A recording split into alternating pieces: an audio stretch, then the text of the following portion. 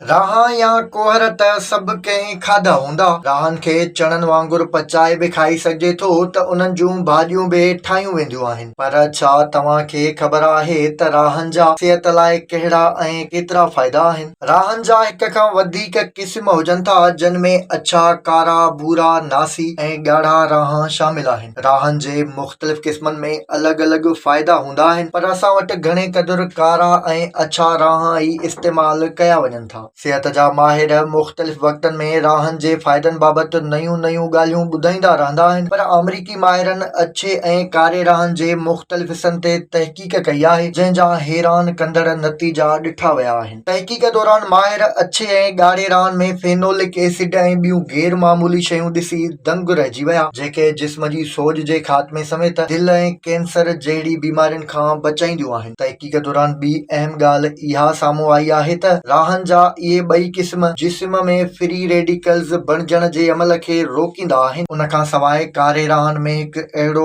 Chemical बि ॾिठो वियो आहे जेको एंटीऑक्सीडेंट हुजे थो ऐं जिस्म जे अंदरें हिस्से में साड़े खां तहफ़ुज़ फ़राहम कंदो आहे। तहक़ीक़ कंदड़ माहिरनि जो चवणु आहे त ॿिन्ही क़िस्मनि जे राहनि में चमड़ीअ खे ताज़ो, तवानो ऐं जवान रखण जूं ख़ासियतूं मौजूदु आहिनि, जेकी न रुॻो इंसान जी सिहत पर ॿाहिरीं ख़ूबसूरतीअ जे लाइ पिणु तमामु ज़रूरी आहिनि।